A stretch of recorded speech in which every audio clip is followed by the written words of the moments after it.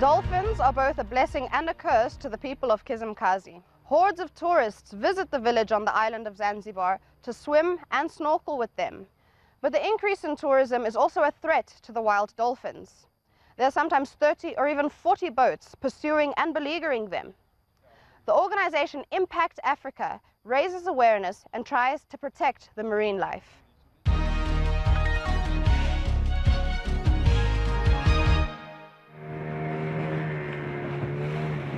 Here off Tanzania's Zanzibar island, everyone is hoping to get up close to the dolphins.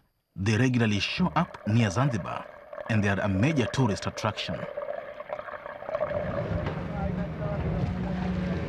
But as the number of tourists increase, the dolphin population is going down. Lisa Moland and her team of volunteers from African Impact Zanzibar are setting out to monitor the marine mammals. The problem is it's not regulated by the government. So you can have anywhere up to 20 or 30 boats going out at one time, chasing a pod of maybe 3 or 4 dolphins. And it causes a lot of disturbance to them.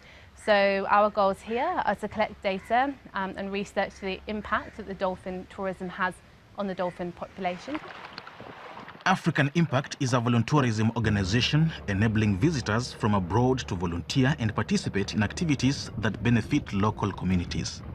This time, Lisa is with Andrew from England and Nika from Slovenia. It's the first time they've seen dolphins. Oh, it was unbelievable. Never seen anything like it before. Saw so many dolphins and they were so close to the boat the whole time. But at the same time, the reason we're here is to research the impact of the tourism and the amount of boats all surrounding the dolphins, and it's quite sad, but actually the dolphins are crazy. When they head out on their rounds, Lisa and the volunteers don't only record the number of animals and tourists.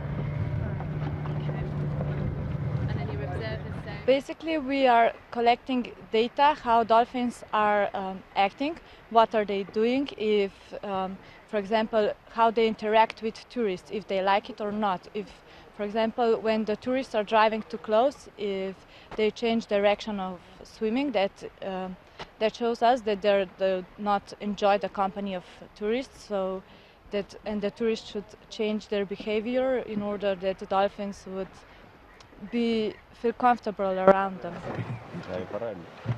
Lisa's collected data are later transferred to Zanzibar's Ministry of Fisheries to help create policies and regulations for dolphin tourism.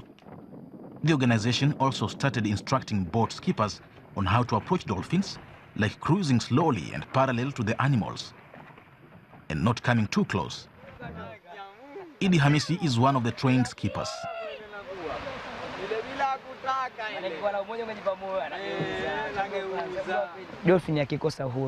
When dolphins get disturbed, I know what happens because I have been trained. I observe and inform my visitors. For example, if we see them beating their tails, it means they are already angry and they are leaving the place. When they dive underwater, they move away and head to a different direction depending on what had disturbed them. So far, 14 skippers have received training, but there are over 30 here. Most of them still get too close and drive the dolphins away. It will take time and effort to make locals and tourists more attuned to the needs of the animals. But through African Impact, the first steps have been taken. From dolphins in the Indian Ocean to sturgeon waters. But maybe you haven't heard of sturgeon. This fish is known as a living fossil because it's remained virtually unchanged since the age of the dinosaurs.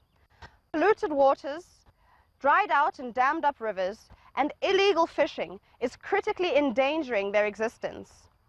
A German government-funded project is doing its bit to ensure the existence of this ancient fish family.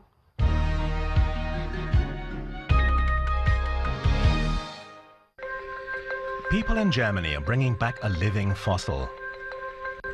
The sturgeon is one of the oldest fish species in the world. It's existed for 200 million years. But 40 years ago, the sturgeon population in Germany died out.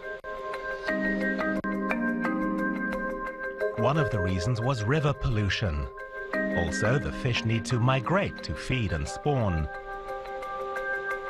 But newly built weirs and dams made their journey impossible.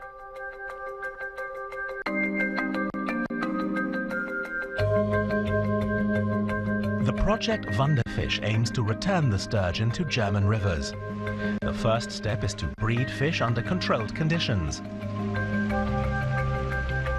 Then they're released into rivers with the aid of school children. Once they're released, the sturgeon migrate to the sea.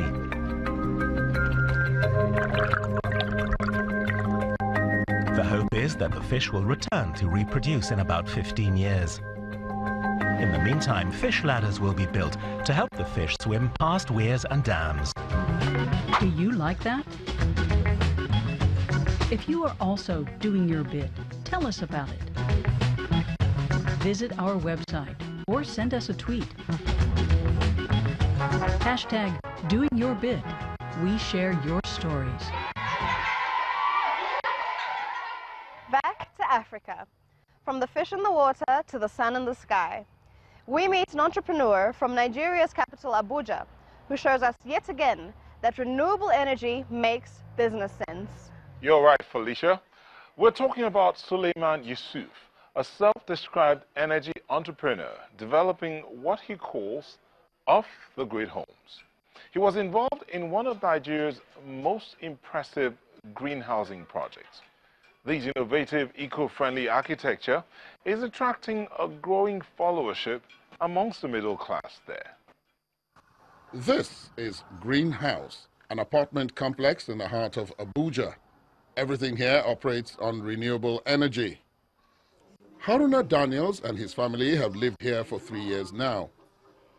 The architect cares about the environment and says the green apartment has even made his life more comfortable. Yeah, we've never had any blackout whatsoever. So I have my 2 kids, they're young. They've never experienced blackout before in their life. They've never. So it's a real good place to live in. According to the World Bank, as many as half of all Nigerians live without access to electricity. The demand per day is estimated to be 41,000 megawatts, which is about 8 times more than what's currently available. One solution is to invest in off-grid systems like the Abuja Greenhouse. It offers 10 apartments, 40 rooms in all. The energy is provided by a combined system. It's mainly based on solar power, but at night, energy can be created through wind power. This set of off-grid apartments, which has been running totally off the grid for the past 3 years, seem to be the first of its kind in Nigeria.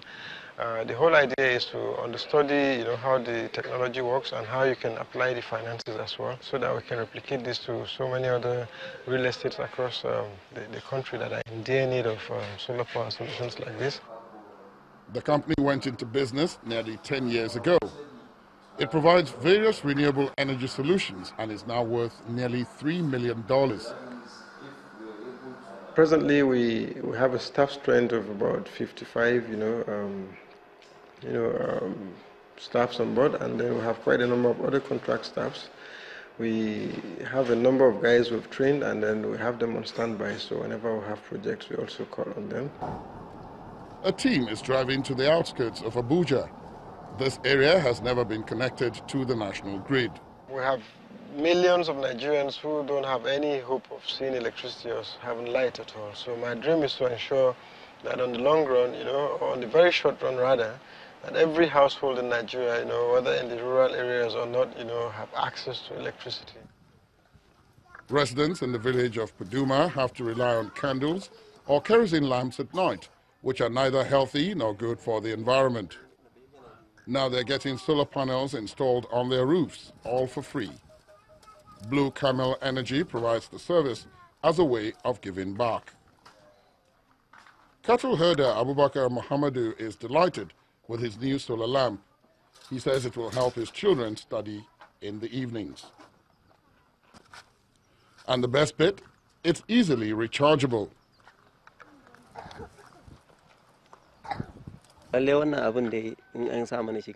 Installing this kind of a thing in our community is great for all the children and other members of the family too. We've never seen anything like this before. The whole idea is to see how we can penetrate as much as possible into the rural areas and also give them a taste and a feel of these renewable energy solutions. Back to the greenhouse in Abuja. Compared to the average Nigerian household, the Daniels rent is fairly steep. But the eco-friendly and reliable power supply makes it worth it to them.